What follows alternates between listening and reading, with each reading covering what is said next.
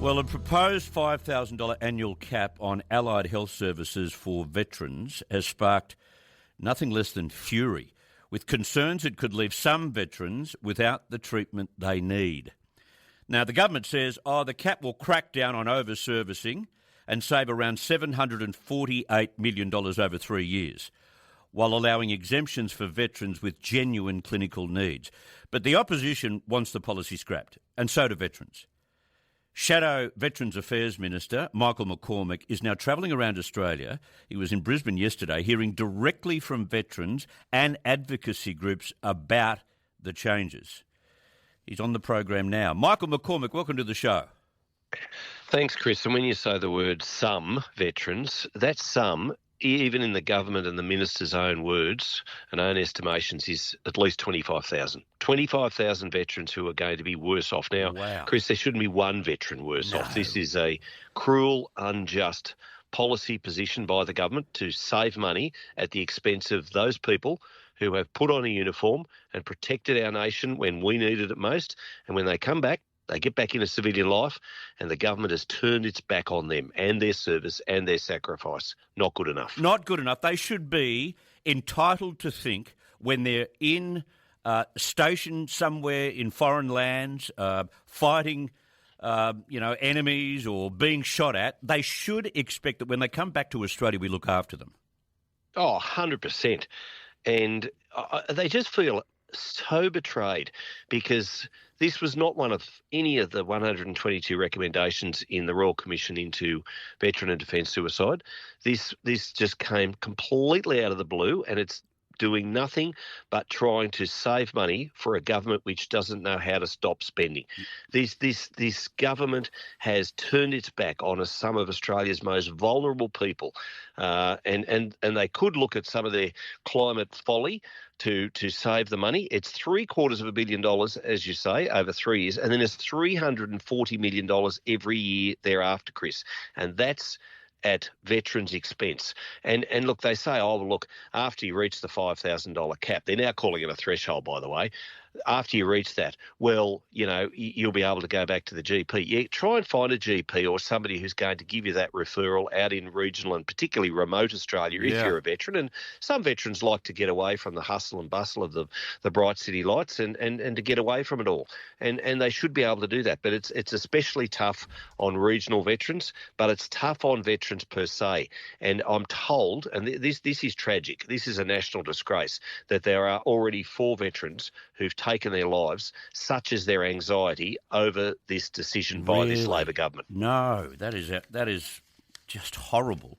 And even to suggest that they're trying to target over-servicing is an accusation that our veterans coming back after, fighting for the country are somehow ripping off the system. Where's the evidence for that?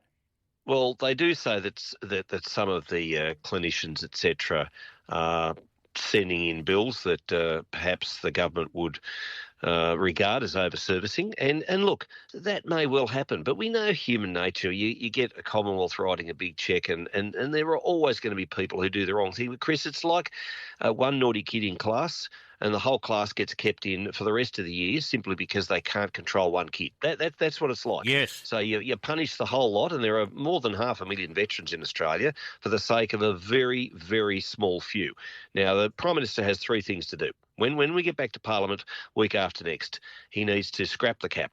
He needs to sack the minister, and he needs to put the next the next Minister for Veterans Affairs into cabinet, so that a minister who might think that veterans are worthy of standing up for can be around the big table, the cabinet table, when these sorts of decisions are being made, and can thump that table and say, I'm not going to accept that, and nor are the veterans. Prime Minister go back and do the right thing. So that's what needs to happen, but I doubt it. This Prime Minister, he's got a tin ear when it comes to doing the right thing, and he hates to admit that he's wrong, and there's a bit of a chink in the government's armour over this, and I tell you what, there are 600 or so thousand veterans, and they all vote, and they're all very angry. Well, not only that new polling I saw was it yesterday, where the majority of Australians believe those injured while serving the country deserve more support. It was of 2,000 people. 70% believe injured ADF personnel should receive more support Well, I'm than not other quite sure what's wrong with the other 30%. If people don't think that our veterans are worth more than that $5,000 and they don't think that they're worth sticking up for, then that's un-Australian. I'm sorry, that should have been 100%. That's that a good poll. point. And I know polls are one thing, and like one poll, wait a day or two, there'll be another one. But I tell you what, if every Australian doesn't think, every Australian, bar the Minister for Veterans Affairs, Matt Keogh, doesn't think that our veterans are worth standing up for, then I tell you what, we're in big trouble as a country. Yeah, I want to move to another issue, if I can, while I've got you. The fight over the government's proposed rules for data centres and renewable energy. I've just spoken about that ad nauseum. Do you think the Commonwealth... I heard what you said about Leah Finocchiaro, and she's a dynamo, and she's right.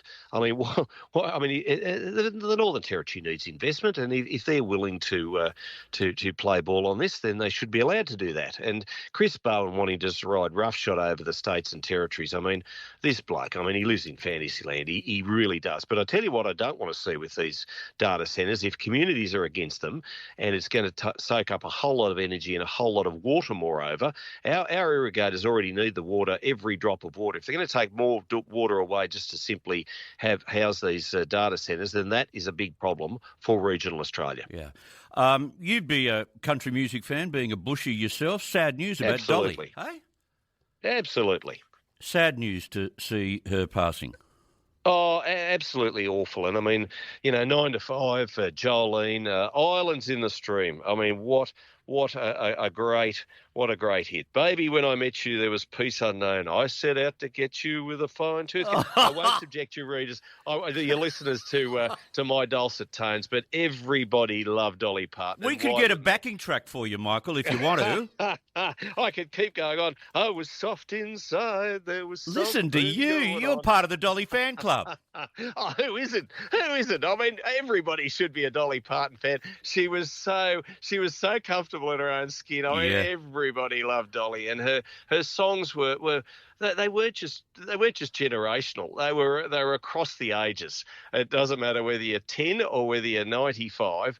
Everybody knew Dolly Parton, everybody respected her, and everybody loved her. And her association with Kenny Rogers was something to behold. And I know Kenny's gone to God too.